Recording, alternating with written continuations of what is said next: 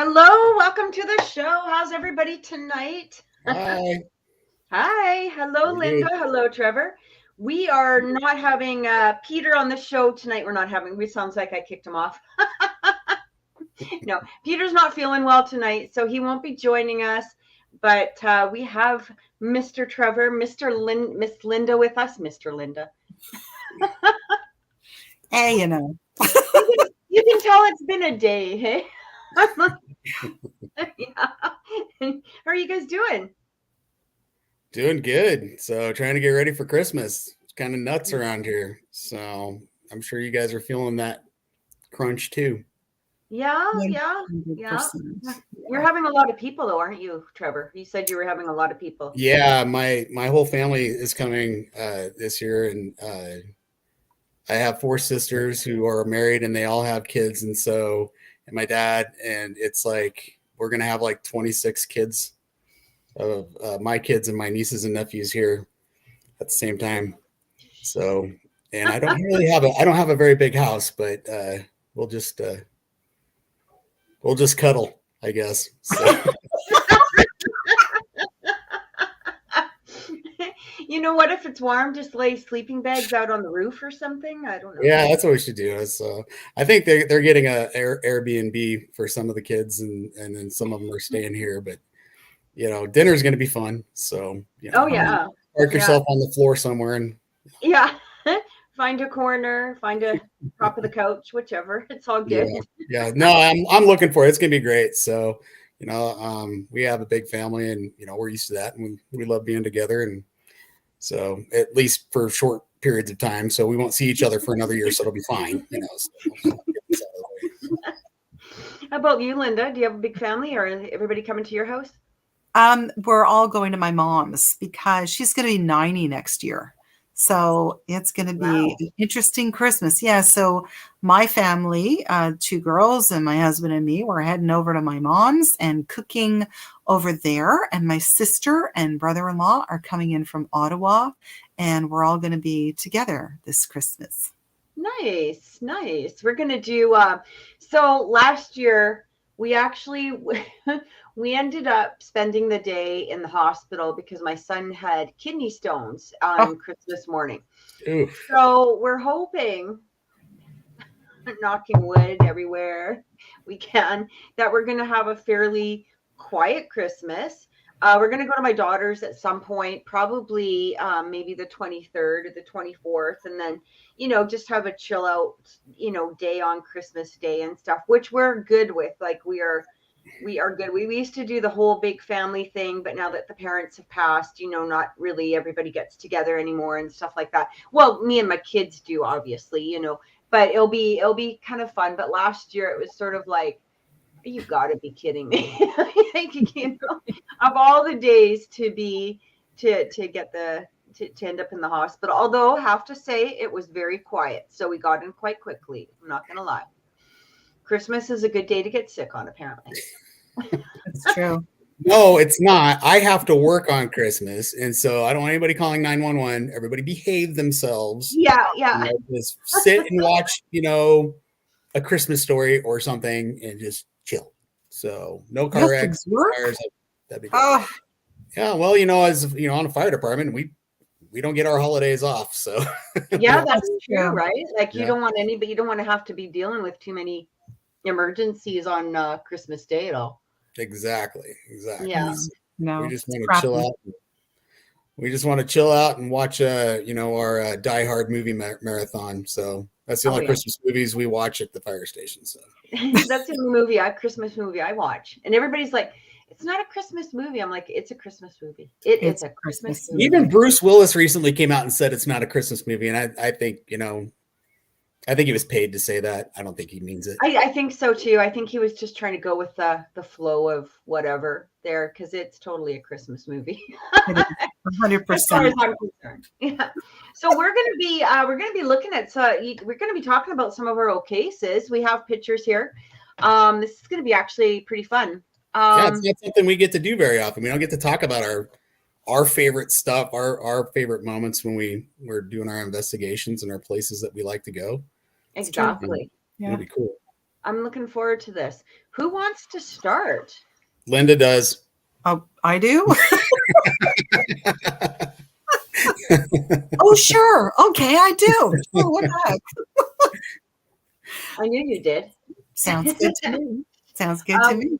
We do have some pictures here of some of the cases, which I'll be putting up. I just need to know which one we're going to start with, Lynda. Well, I guess we can maybe start with one of the residential investigations that we did in 2012 when I first started Georgina Paranormal. And those are the ones with the missed anomalies, the investigation in Keswick. So, Kathy, I think you might have some of those. Okay, Yeah. let me just get them in here, and I will put them up. Do you want to start talking about it? What happened? Yeah, for sure. We had a call from someone living in Keswick, which is the town that I live in, and she was having some issues. Her daughter was seeing things. They were experiencing all kinds of paranormal activity in the house, seeing things out of the corner of their eye. And also they were experiencing things in their yard, so outside the home. So we were taking pictures outside. Oh, that's not the one. That's another one. Is it that one? Yeah, yeah. And actually, the first one that you showed, the orb, the first one was that one, because that was taken outside of the house, and it looks like there's a really fierce face in it. But that is a pure orb anomaly. That was insane. It was huge, and we not only saw it with the camera, but also with our naked eye, which you don't do often. So that was weird. And we got two missed anomalies that were saying that they saw what looked like a creature in their backyard. So this missed anomaly actually looks like a wolf or something like that. And it was very interesting because behind this missed anomaly of this creature that's the one. There's a lake behind there. There's nothing behind that. And you can clearly see it looks like two freaking glowing eyes. Oh, yeah. I was looking at that. It looks like a big cat or, something like that. I wasn't sure what that was. I was like, holy crap. Exactly. And it was interesting because atmospheric conditions were such that, it was cold, but that's not our breath. This is a picture that was taken by my then assistant director, who just said, I need to take this picture. I feel that I need to take it. And sure enough, it did look like a wolf. The other one looked like an old woman, and they mentioned that there was an old woman. In that one? No, that the other one that actually is a missed anomaly. But there was it's a weird one. It actually looks like a woman's face with a long nose. So we got a lot of weird stuff happening. We saw shadow figures. We experienced a lot of odd things. So for a first investigation for, a brand new paranormal team, it was a really good one. And we caught some great evidence, and they were rather shocked at all the stuff we caught. Can't say exactly where in Keswick it was because obvious reasons. However, they did eventually end up moving, and the house actually had a fire happen in it, which was an interesting thing. But yeah. And this one right here, this was where in their backyard? In their backyard. Yeah, they lived right on the lake. So behind that particular figure in that mist is nothing. It's just a lake. Now they reported seeing a wolf or something back there, or hearing a wolf. What was it? Yeah, they reported seeing what looked like a wolf-like creature in their yard. So when we got that, it was weird. And it was in the wintertime, so there was nothing on the lake. It was pitch black. So to see those little two eyes there. Yeah. That's really crazy. And I mean, because we talk about pareidolia and we talk about, visual matrixing and things like that. Mm-hmm. But I mean, it's just such, there is that, right? But then when you have that head and two eyes right there, I mean, you can only go, that's just a coincidence so much, right? And when it fits the reports of what they're talking about too, what a great catch. That's awesome. Yeah, Also, too, I that mean, was a it great pick. can't be like, with breath, it's usually a lot closer. Like you're going to see it showing up closer to the camera when it is breath, and a lot of times people will send us those pictures that you can tell it's very obvious, that somebody's been breathing outside, or smoke or whatever it is. But that's too far away to form into, from breath into an image like that. That's Yeah, crazy. that was awesome. That's an amazing catch. Yeah, it's cool. Thanks. Actually, who is it? The Skinwalker is what Cody says. Did they think that maybe that's what it was? Well, it's interesting because we've gotten a lot of reports of skinwalker type creatures, and it does kind of look like a skinwalker. If you look at Yeah. it looks kind of human-like with funny glowing eyes. So it could very well be that that was the first photograph of maybe a skinwalker. So you never know. Yeah. You never know. Because we've talked about that before on the show, how around that area you've had reports of that. So Oh, big time. Yeah. Yeah. that's pretty crazy. Yeah, Unreal. it's crazy. Trevor, your turn. Oh, What well, was your favorite? I don't have a lot of these cool picks, but but we have some of this stuff is just amazing. But if you bring up the old Idaho Penitentiary for me, everybody knows about the old Idaho Penitentiary, right? Well, most people. I mean, if you've been around the paranormal scene for a while, you've probably heard of it. So it was built in the mid 1800s. It was a territorial prison, and there's been a lot of people hung there. And it's so over the years, it's become notorious for being haunted. And and what's cool is that while it started as just one little building, eventually it grew into what you see now. And the prisoners all built this place themselves. They had to build their own prison, so it's pretty cool. And I do have a couple stories to share. So if you go to the one with the cells, yep, that one right there. Yeah. So this is cell block 2. This was the second cell block that was built after the territorial prison was originally put in there. And it's unique because of the basket weave cages. Right. And we had a lot of evidence come out of here. There was an inmate that committed suicide. This cell block is about 4 or 5 stories high, and he jumped off the upper story and landed on his head, and he later died of his head injury. But this is the one where we had one of our investigators. We were looking. He was standing by this open cell door that you see there. Yeah. And we were doing a segment for a news show, a news channel, and one of my other investigators saw something in there and told the investigator that was standing next to it to put his arm inside.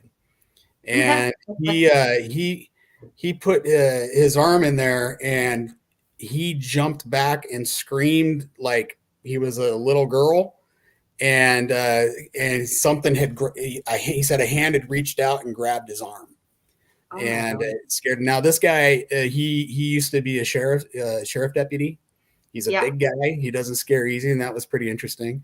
The creepiest thing I ever saw in that cell block, though, and I've had multiple people say kind of the same thing, was we'd see somebody walking back and forth behind the bars. And I thought it was just my eyes playing with me until one day I saw fingers coming out of the cell door. Like somebody was leaning against the cell door with his fingers out. And I was just like, what in the world, And it was that was pretty cool. We've got we used to investigate that place with another team, and that's the only team currently allowed to investigate there. So we haven't been able to go back, but that was the only place that I've ever been touched by an apparition. We were volunteering at one of their Halloween events, and I got to play the role of an inmate. And so I got to be locked in one of the prison cells. It wasn't one of these cells, but it was another newer one. And I was standing with my back to the cell door, and I was standing in the middle of the room waiting for somebody to walk up. And, our job is to kind of scare people. And I hear somebody come walk up to the cell, and then I feel somebody poke me in the back, right in the middle of my back. And I jumped around and went, "Ha!" And there was nobody there. Oh, And shit. then I thought about it for a second, and I was like, I was standing in the middle of the cell. I was about 6 feet away from the door. And so, I was like, well, that happened, but ironically it was the same cell that a gal the night before was doing what I was doing. And she was sitting on the floor by the bed, and she fell asleep because she got bored. Nobody had come in, and she woke up and there was somebody standing in the room with her. Oh, shit. Oh my God. Which isn't really interesting until you understand that the cell doors are locked. We're locked inside. So there was no getting in or out of there. So it was pretty cool. But the old Idaho Penitentiary is a great place. Did you have a heart attack? Because I know I would have. Yeah, it's full of history. We used to chase, the sounds of footsteps through there all the time. We had some wild stuff though. So the old pen is great. How many times have you investigated that? Oh man, dozens of times that we've been out there. So, and and we usually, it wasn't all. That was the same cell that I volunteered at the Fright and Felon events. Yeah,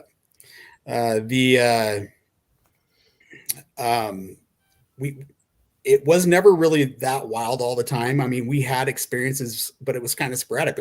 But we were consistently getting EVPs out of there, and we got some really creepy EVPs with that other team. It was pretty crazy. So, wow. So if you're ever in Idaho, go visit the old pen. Go check it out. Cody says too many EVPs to count. Yeah, Cody was one of my investigators on my team now, and he was with me on that other team as well. So he's been there a bunch too. Yeah. Very cool. That is so crazy. Lynda, let's go back to you.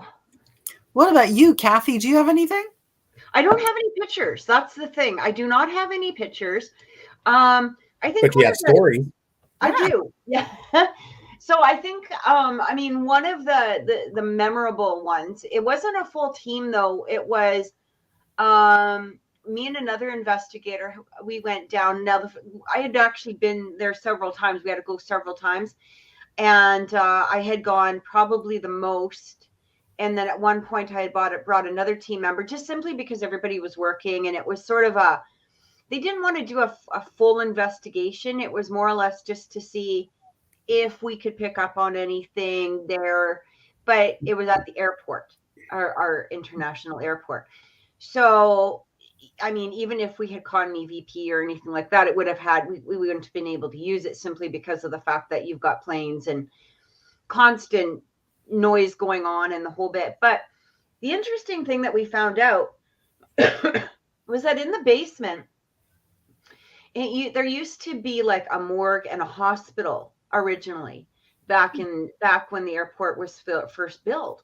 And one of the reasons for that is that a lot of people, especially when immigrants came over, they would, there'd be full plane loads, and also, during some of the wars and stuff like that, but they would have, a lot of people had to go to the hospitals first because, some people were coming back or coming into the country full of lice, or maybe they had disease, or they had to be quarantined, for whatever reason, whether they were, coming back from a military tour, or maybe, they were coming in from another country, whatever it was. Right.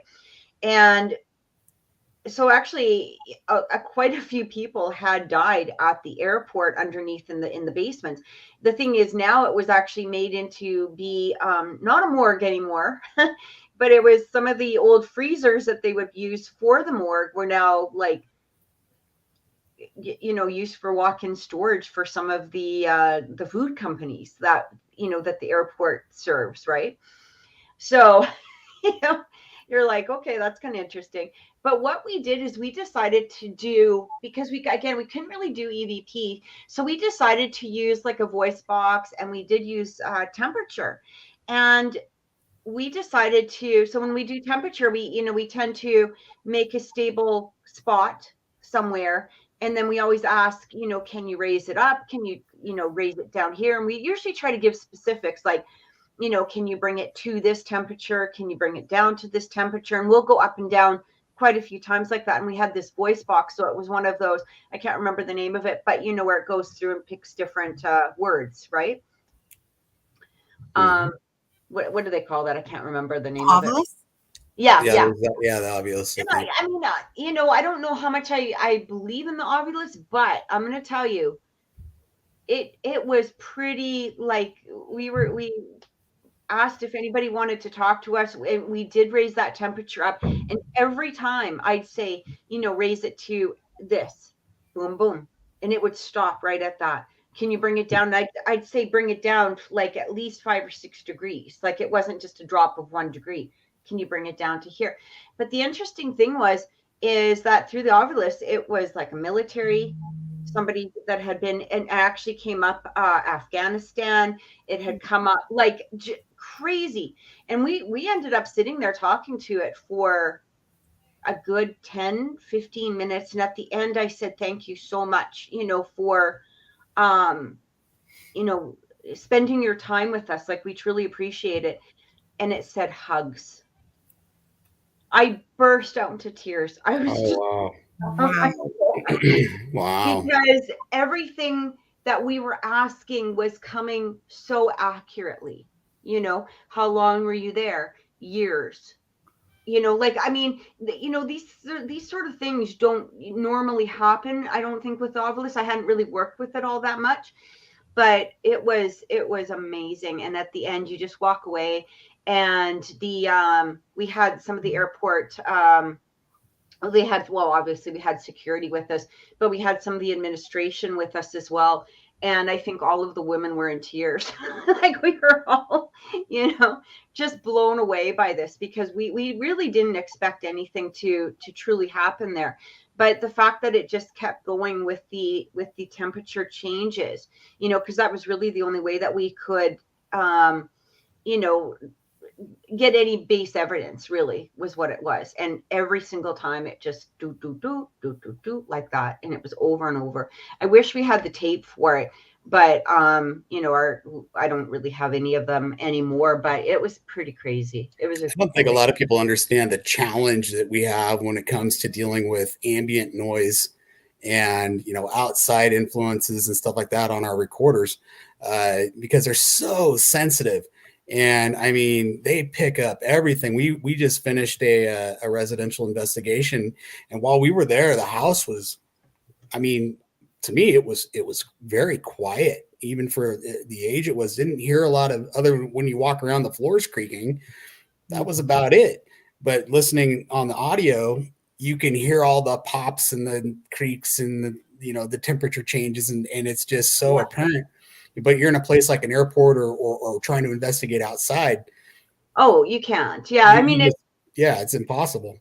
To get it, and no matter really what you're getting, it's not going to be, I mean, you might know that it is what it is, but, you know, trying to present that as evidence, exactly. You've got planes flying all over the place, and, you know, noise and people hauling carts all over the place. So that was really the only thing that we could do. Cody's, it was Edmonton Cody, so that was pretty cool. This was probably about 8 years ago, I would say. Mimi's like, gross. They got rid of the dead people. The dead people were not in the freezers. Hey, if it's good enough for people, it's good enough for cows. Yeah, exactly. It was mostly like coffee, you know, storage and stuff like that. Like, it wasn't, I don't know about the food. I think most of the food was probably brought up, but it was more like, I don't want to say the name of the you know, distributor, but it was a lot of coffee and what flavor ice cream would you store in a morgue? I'm just curious. Yeah. Definitely Neapolitan, I think. So,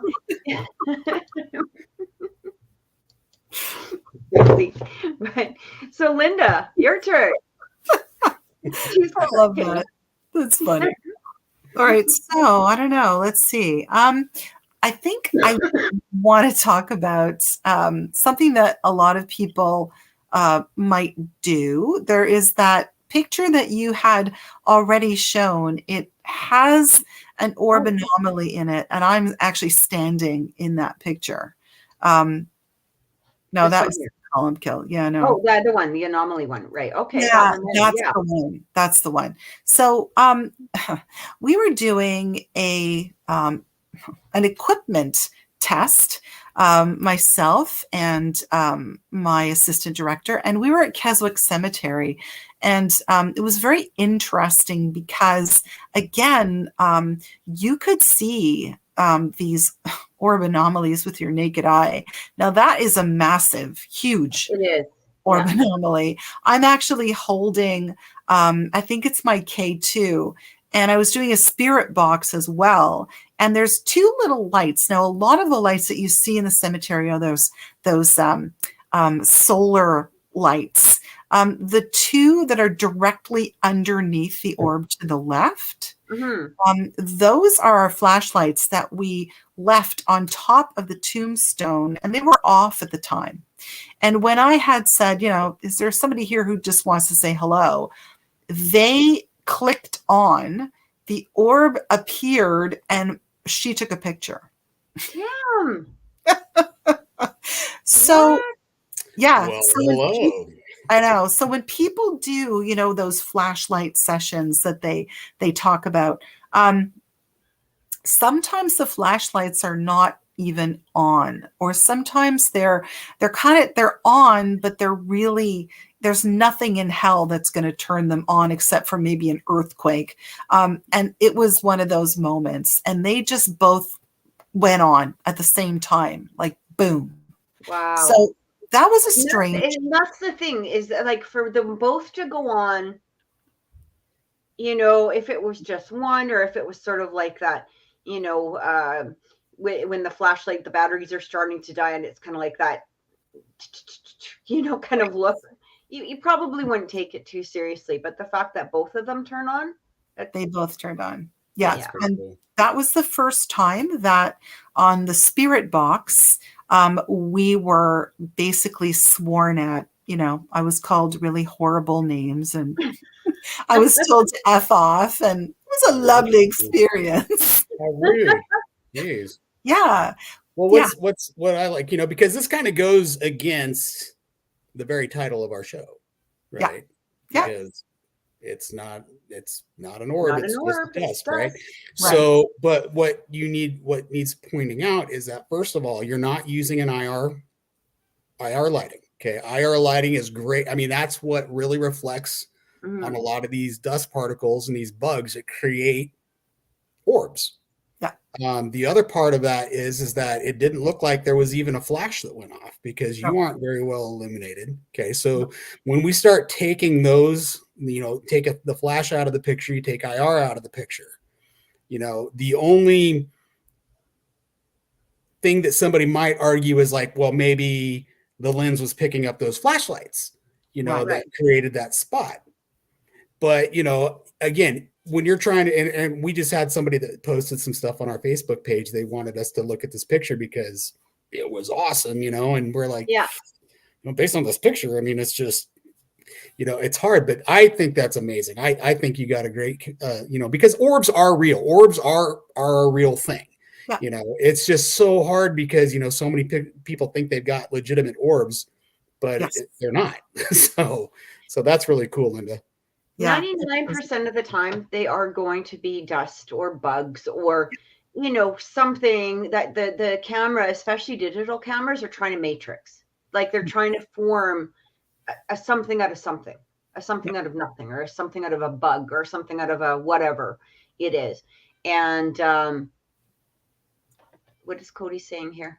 He thinks he heard an EVP. Oh. Ooh.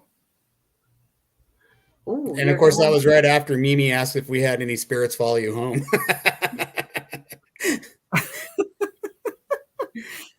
Wow. So have you ever had a spirit follow you home, though, Trevor or Kathy? No, nobody'd ever want to come home with me. I did. I had one. I did have one follow me home, but it wasn't anything nasty, and it didn't last for very long. It was actually just it was actually pretty cool. We had, and it wasn't from an investigation. We had actually gone out again, another investigator and they had some property that used to have some, I don't remember exactly if it belonged to native land at some point or something along that line, right? But anyway, we had gone out there and he had said, I want to show you something pretty cool. And so we're out there and he put down some cigarettes for tobacco. And he said, just stand and watch. Just watch. This is all I want you to do. Just watch. And I'm like, sure. And I shit you not, you could see these black figures just come out of the forest. What? Like it was like black shadows. They just walked toward us. And he was like, that's pretty cool, isn't it? And I'm like, oh my God. Like, like visual with your eyes. And then I saw this one large one come and I kind of backed up a bit and he's like, don't be scared. It's not going to hurt you. Like, this is just part of the land. And we were out there for probably a good 10, 15 minutes, and we weren't doing EVP or anything. I was just lost in the fact that we were out there with them. Like, it was just beautiful. It was absolutely beautiful. Right. And there was one that was kind of being a trickster, I guess is the best way to say it. He was kind of making fun of me, not fun of me, but like behind me, you know what I mean? Imitating my movements and stuff like that. So it was kind of funny. But anyway, we got back to the car and we were about to get into the car. I opened the door and on my car seat is a beautiful white feather just sitting there. Yep, just sitting there.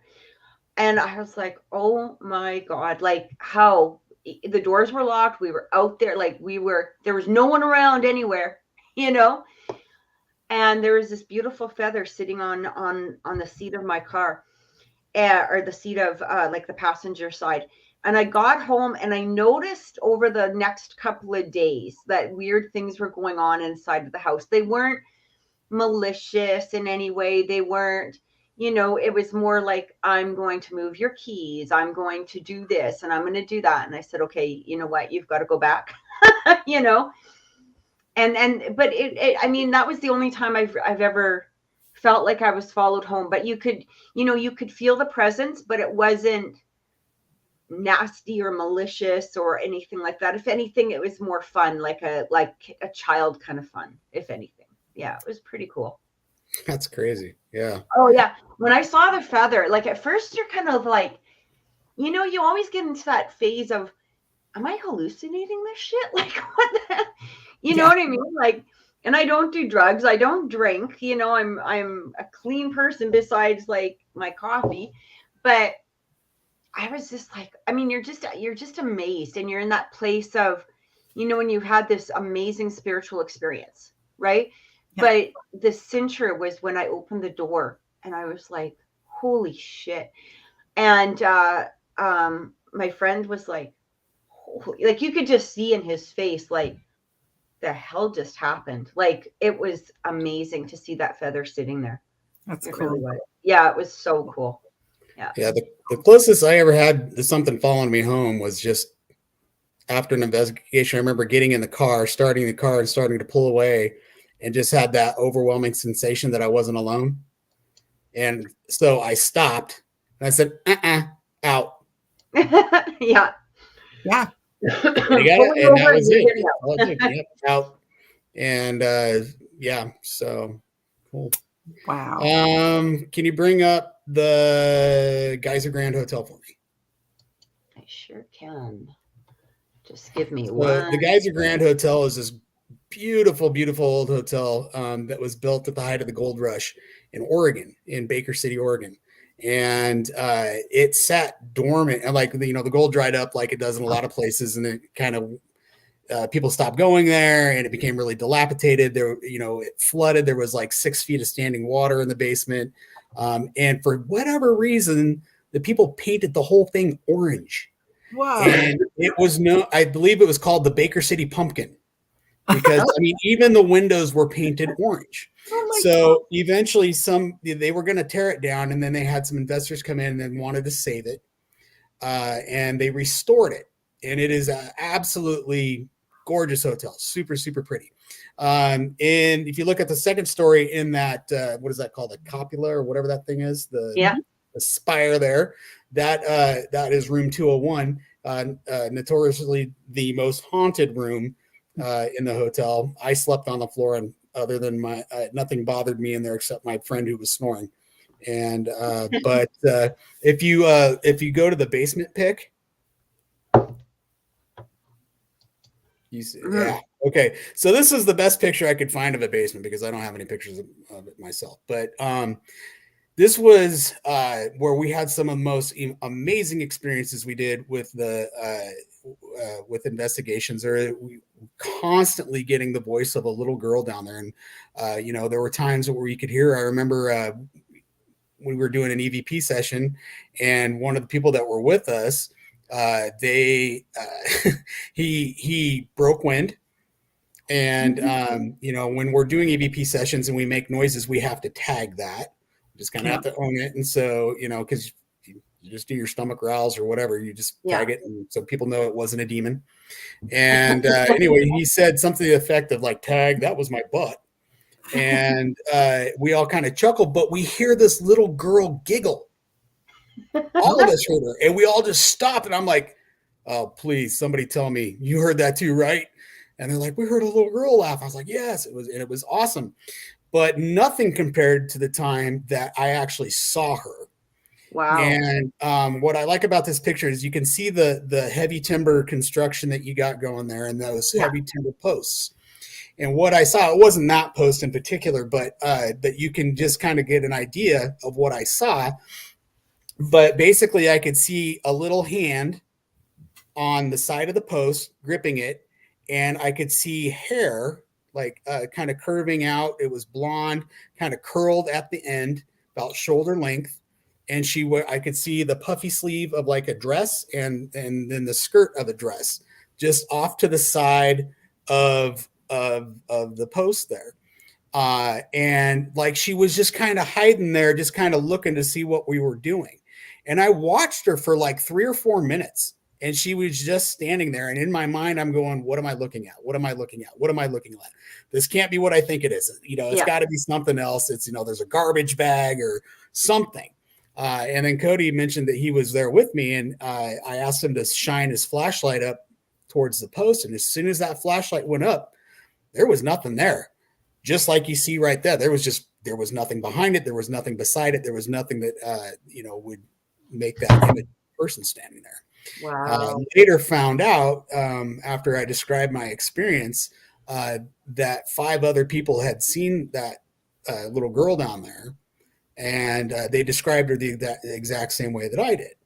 And that was really cool for me because I had no idea. I didn't know there at the time. That was like my first investigation there, and it was pretty amazing. So, but the guys at Grand Hotel, you can book a stay there and stuff. They're very proud of their hotel, so expect to pay a bit. But yeah, that was definitely one of my favorite places to go. And Moon's asking if she was in this picture. She said behind the post you can see fingers or a faint blurry face. Is that in this one or? No, this was just a picture I found online so I could try to describe to everybody what the setting I was sitting there or seeing there. Right. Yeah. But this is one of those places that I'd love to go back to, simply because I'd been there so many times since, and when you investigate a location over and over and over again, and you kind of start to have these repeat experiences with the spirits there, you really start to develop a relationship, and you start to kind of care about what's going on there and who these people are and stuff, because they're trying to interact with you, and it's really cool.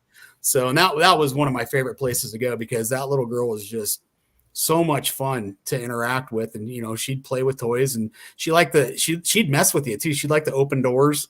And when we weren't looking, like, we're like, "Okay, we're going to open the door now, and nothing. And then we go to the other side of the basement, and you hear it click, and it opens, and, it's like, "Okay, you're funny," so. Do it on camera. Damn it. Yeah. So. That's awesome. Lynn, we did do an investigation where we were hearing, it was similar to that, like not in the basement, it was in the basement, but it was in a house, and you could hear the music from they had toys in one of the closets, and we were down there doing an investigation, and there were some people upstairs and there was a couple of us downstairs, and we were sitting there, and we knew that they weren't walking around because we always alerted each other. Are you walking? You're not walking? All of this, right? We're making sure where everybody is. But you could hear somebody on the cement floor taking steps. And you couldn't see anything. We couldn't grab anything off of, but we did catch it on the EVPs. And then you would hear, it was like one of those toy rocking horses.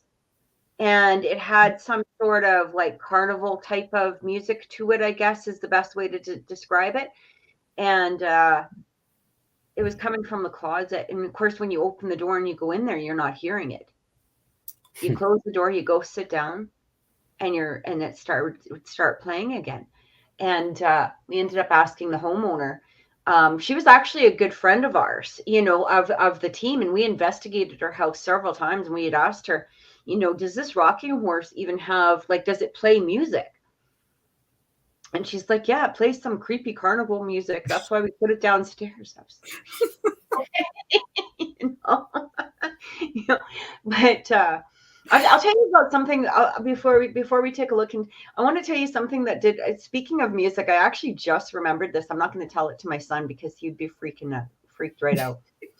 But I remember when he was little, we knew that there was something in our house here, right? And every once in a while, maybe that's where Cody's hearing the EVP. It wouldn't surprise me whatsoever, because we know that there's something kicking around the house, but it doesn't faze us. It doesn't bother us. It did a lot when Dre was little. And I had, one time we were going out somewhere, and I had taken him outside, put him into his car seat. And I realized that I had forgotten to turn off one of the lights. So all the car's doors were locked. I was only a few feet away from the car. Ran back inside, and we hadn't been upstairs like in hours. Like, we pretty much went from my living room out to the car. He used to have this toy that he would hang on the side of the crib. And when you pull the string, it would play Itsy Bitsy Spider. And then one of those, do you remember those old, old Fisher Price, you pull the string and you yeah. And I walked into the house and I could hear this do. And I was like, okay. That's Conjuring level creepy right there, Right? Yeah, like that's where you turn around, you get into the car, and you're like, okay, we're shopping for many, many, many hours today. We're not going home for a long time. And we're burning the house down. All right, we're out of here. But it took me a second to realize what I was hearing. Like, it's not like you walked in and it registered right away. I've got my kid in the car, even though the doors are locked. He's a baby. You don't want to be like leaving him for, so I'm just running in, I'm grabbing something, running out, and then I'm like, what the fuck? And you're like, do. And I'm like, nope. Okay, nope. Isn't it hilarious though? I always found it so funny that like the creepiest things are those little children's songs. Oh, I know. And kids' voices, I remember listening to an EVP when one of my guys got scratched. And in the EVP on there, you hear like this little kid's voice, and it's like a little bit in the distance, and it says, "Let's play." Oh. You're just like, But I mean, seriously, if you watch any horror movie and those ghost things, it's always like if they're going to creep you out, it's going to be with, a freaking little fairy tale song, it's supposed to be all cute and stuff, but then all of a sudden it's all sinister. I don't know. It's something weird. and it was funny. Like I said, it didn't register right away. Like I didn't, it doesn't click into your head immediately. And, until, and then all of a sudden you're like, and then you're calculating, okay, when was I upstairs? I haven't been upstairs for hours. Who the hell was upstairs? Nobody's been upstairs. It's just me. And you're like, in your head, and you're like, okay, I'm out. No thanks. I was like, yeah. I let him sleep in my room. after that. He was, or I just brought him into my room for a little while after that. Let's just put it that way, because I wasn't going into his room all that often. Maybe the ghost was just trying to lullaby him to sleep. Really creepily. Sure. What we did, I mean, that's the weird thing is, like, soon after that, he kept talking about the guy in his room. You know, the guy's in my room, the guy's in my room. And I was like, what guy? What are you talking about? What guy is in your room? There's no guy. You're the only guy. How old was he? What guy is in your room? And he would be pointing in the corner. The guy, he was terrified, you know. How old was he? When he started vocalizing about the guy, he was about a year, just over a year and a half, you know. Yeah. And that's when one night I went in there and I said, okay, because this was becoming a nightly thing, and you're trying to, you have a job, and, you're waking up 3-4 times a night, because he's like, it was night terrors. You're used to, that it's going to happen. So, but when he kept pointing into like the corner, and he'd be like, the guy.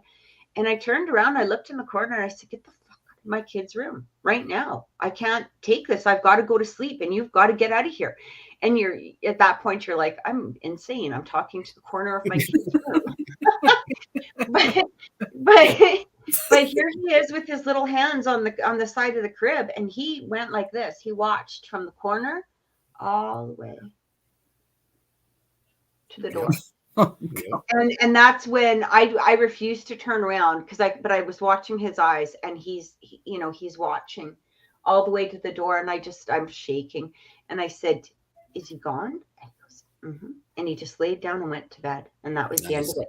So every night I before I put him to bed, I said, if you're in here, you get out of my kid's room right now, because I need to sleep. He needs to sleep. You go do something else. I don't care, but don't bug us. And then after probably about another year after that, where we stopped, he would stop interacting, but I'd walk into the bedroom, and he'd be sitting there with, like, he had one of those, it was like a child's video game, it was, it wasn't like Zelda or anything like that. It was like a kid's play unit of some sort with cartoons and stuff. And he'd put the other controller right beside him. And I'd be like, oh, what are you doing? He goes, I'm playing whatever it is with the guy. And I'm like, oh, that's cool. Where's the guy? He looks at me like, are you stupid? Like, he's right there. Like, so casually, like, there's the guy. Like, it's well, and people need to understand that kids up to like the age of 10 or so, they see in a different light spectrum. I mean, we all used to be able to see that. So when kids are always talking about the monster in the closet, right? The thing that they're seeing under their bed. I mean, I now realize that, well, maybe they really are seeing something. So, I mean, it's, that's amazing. And exactly. It's Namie says she's seen orbs in my room when we live when we do the live shows together on my other channel. I've actually had quite a few people say that too, is that they'll see orbs flying around this room quite often, or I've actually heard a few times where EVPs have come through when I've done other podcasts. So it's kind of interesting. So if Cody does catch, if he does hear one, that would be kind of interesting. So that's cool. That's cool. Yeah. Stuff. And then Cody says here, children's voices are cute until it's 4 a.m. We live alone now. Truth. Thank you, PGR. It's dust. Yes, you're right. It's dust. It is dust. It's not an orb. It's dust. That's the name of the show. Lynda, I think you're up. Where are we looking at here, hun? I think the Briars Resort and Spa in Jackson's Point, which is an absolutely beautiful, beautiful building. It used to be the residence of the Sibbald family. And yeah, isn't that the coolest picture? Yeah. Oh, this is a cool thing. So we had done an investigation there. They were doing a Halloween event, and we had gone to sort of walk around, and there was a room that had been locked for years. Nobody could find the key. Now, I used to work at the Briars. So Bob, who's the resort manager, he had been looking for this damn key forever. And wouldn't you guess that the evening that we had gone for a walkthrough, they actually found the damn key, and it hadn't been opened for years and years. And so they opened the door, and Robin, who was my tech at the time, just said that I'm snapping a picture as soon as the damn door opens, which she did. And that's what she captured. Isn't that cool? I'm just loading up the other, cool. I know that there was a couple more pictures here, so I'm just getting them in here. Just give me 1 second, because it is a beautiful resort.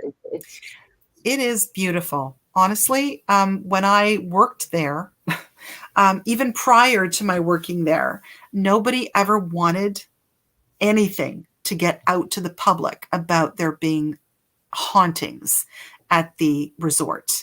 And when I worked there, it was interesting. My office was in the basement. I did HR and payroll and all of that stuff. Yeah, it's gorgeous. Beautiful. Absolutely beautiful. But I did payroll. I did all of that. I was HR, so people used to come in and see me all the time. And I had a woman who used to just poke her head around the door of my office just to make sure I was there every day. And she was definitely a ghost. And I got up and I would look for her. And of course, she wouldn't be there. And I would get up to go to the washroom, pass by the billiard room, and there would be a gentleman standing there. And I would look and he'd be there. And then I would come back and he'd be gone.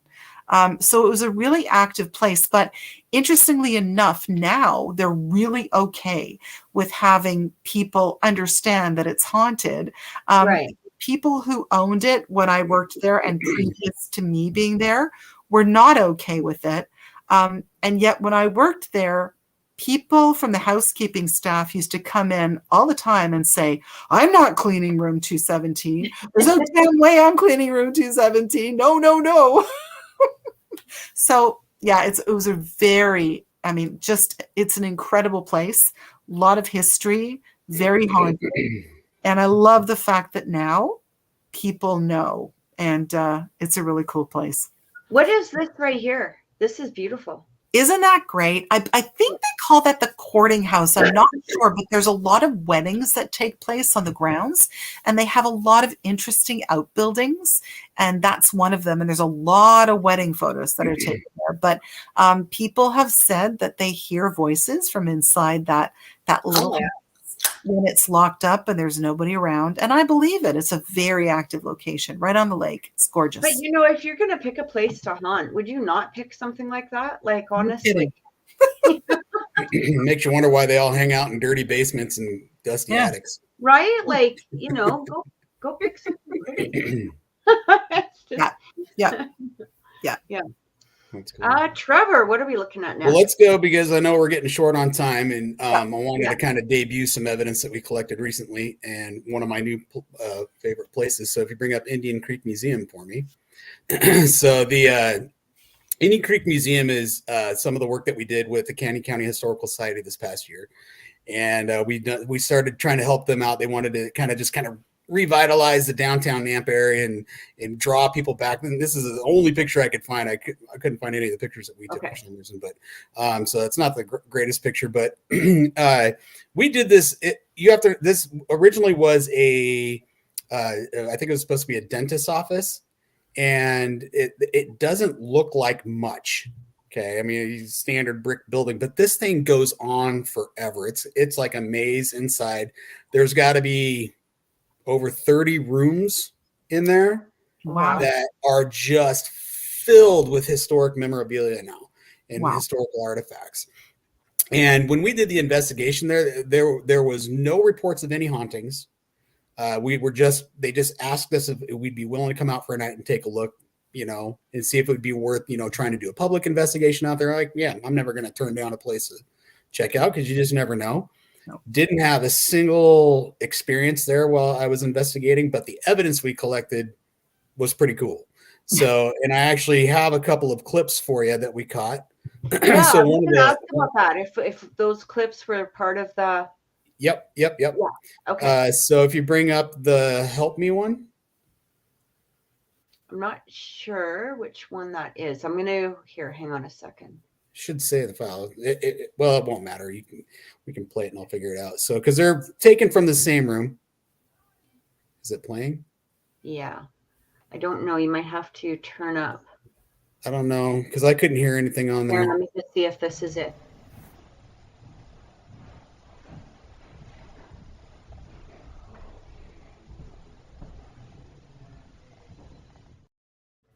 Okay, so right towards the end of that, you can Yeah. hear a whisper that says "Help me," and it's kind of a creepy sounding voice. I try to pick a couple of clips that I could hear off of my audio on my laptop, so that people didn't have to have the headphones. What's interesting, and we call this the cadaver room. And the story basically goes when they were getting everything ready for this museum. A lot of the stuff came from other places, like some of the different civic clubs and stuff like that. Excuse me. And they were going through one of these closets and they found a coffin. And in the coffin was a skeleton.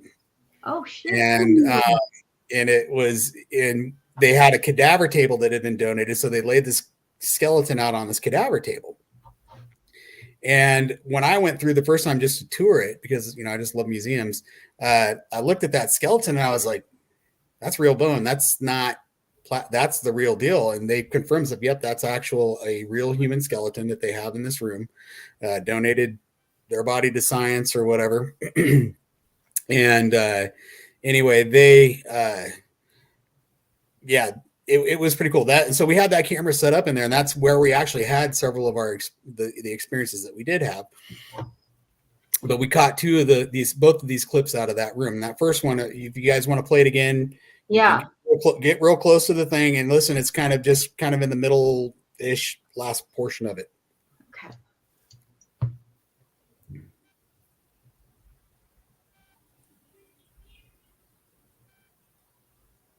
We didn't get the audio on that one. Yeah.